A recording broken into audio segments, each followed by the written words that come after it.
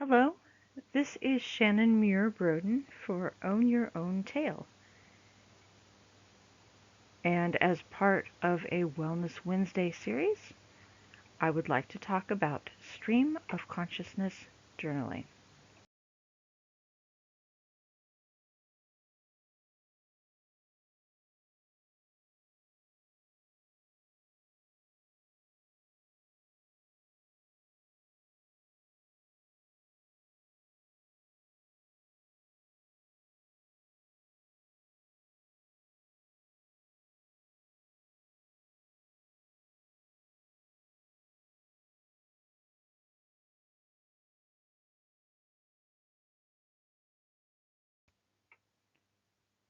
Now, first, before we go any farther, let's define what stream of consciousness journaling is.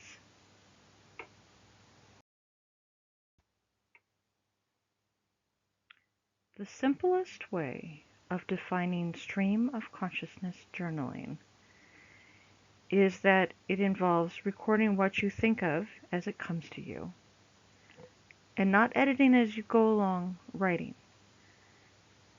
I can tell you from personal experience that I tend to self-edit or stop and think about exactly what type of words that I want to use when I journal. So for me personally, stream of consciousness journaling is very much a challenge. But sometimes that's what we need to do is challenge ourselves. So if it interests you, I suggest giving it a try, and we'll talk a little more about what it is.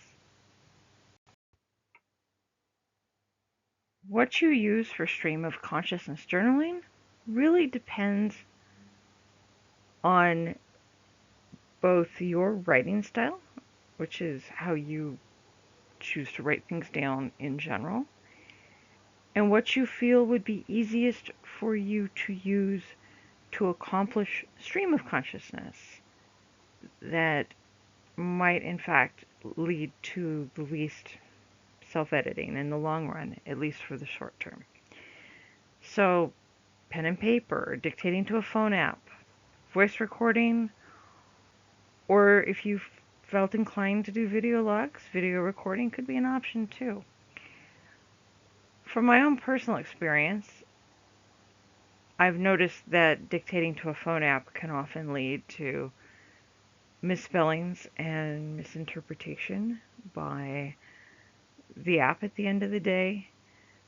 So there might be some post editing that you have to do, but certainly it would keep you from doing any editing right as you're writing it.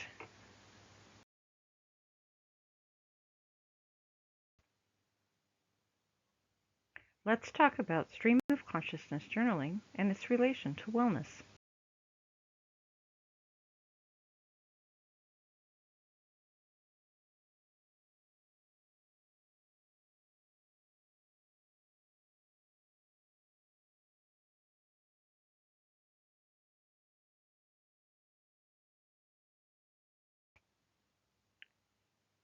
While there are a lot of people who use stream of consciousness journaling for creative exploration, it can also be used in general for greater self-awareness and clarity.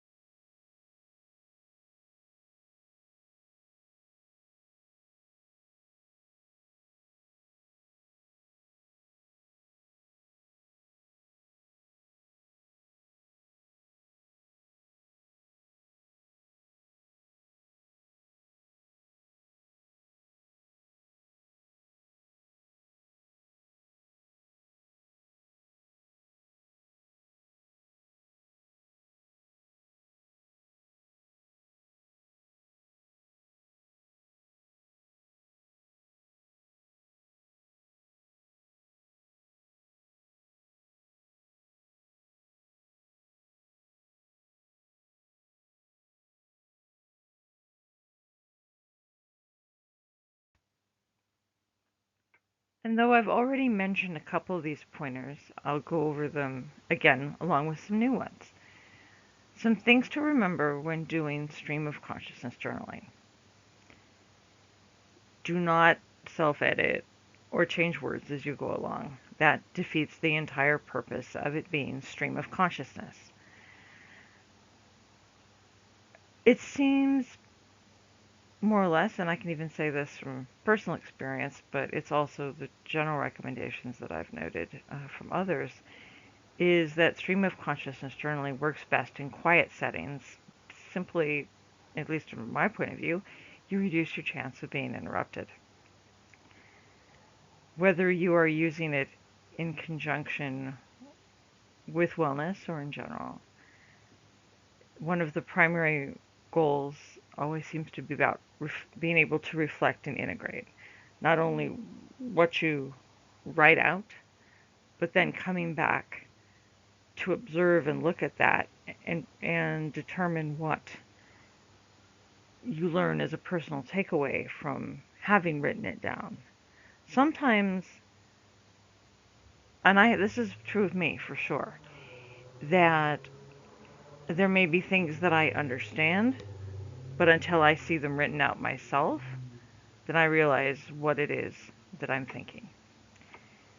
And there's also the reality that some things that you may end up writing about turn out to be very hard for you, or things you haven't thought about before. And if that happens, by all means, I implore you, find support if needed. And I don't necessarily mean therapists or professionals, though some stuff may merit that.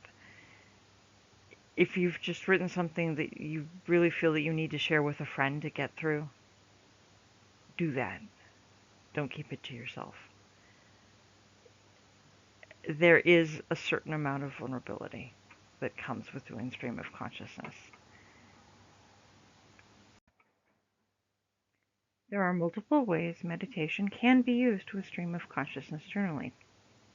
It can be used to complement a meditation session by writing down, either beforehand, thoughts to free the mind of any particular distractions that might be going on. Or more commonly, it can be used as part of a reflection process afterwards, such as setting an intention for the day after completing a meditation.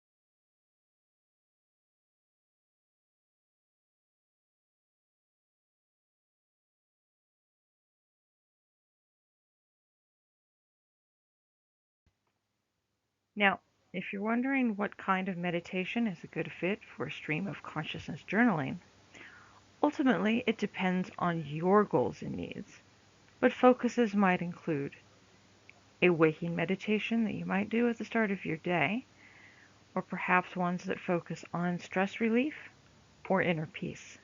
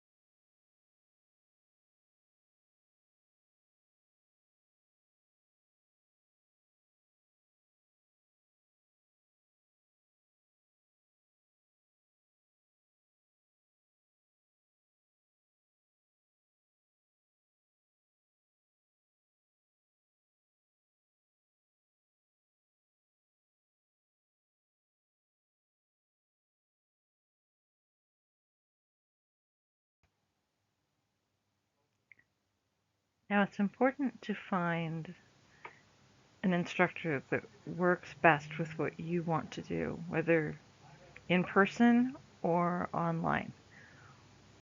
But I will walk you through an idea of what a waking meditation might look like so that you get a better understanding of what that is.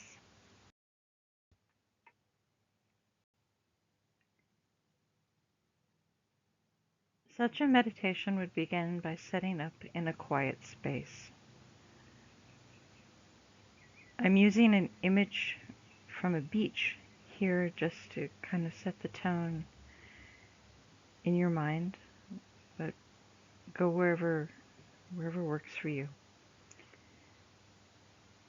Make sure that you're in a comfortable seat, um, such as a chair or seated cross-legged on a blanket, and be sure that you're warm. You can either soften your gaze or close your eyes as you make sure to sit tall and turn a quiet attention inward.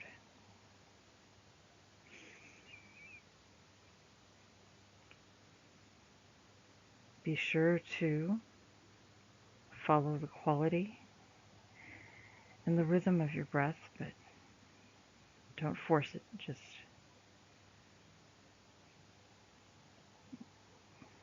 go with what is natural as you clear other things out of your mind.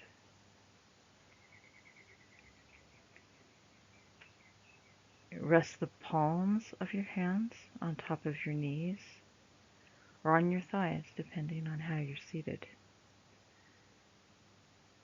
And slip into a position of stillness.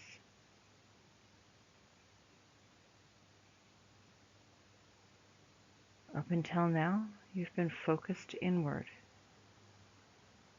Take your focus outward.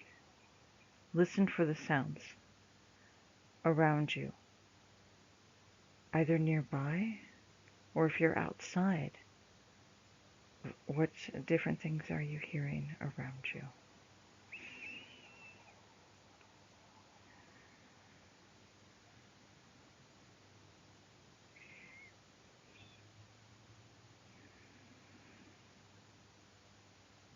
Then focus inward again to become aware of your body and how you're seated.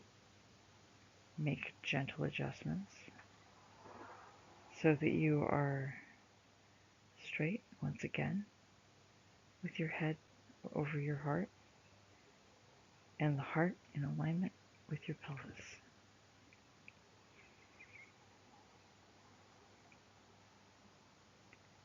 Next, put your palms together.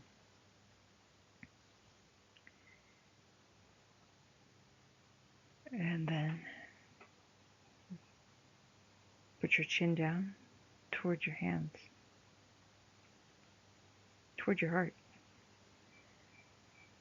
Use this time to feel gratitude that you can have this time for awareness. Take deep breaths in and then gently out, several times over, as you reflect on gratitude and awareness. Now bring your palms gently to your knees or your thighs, whichever is more comfortable. Then look up and gently open your eyes. You can take this moment to set your intention for the day or begin capturing in your journal.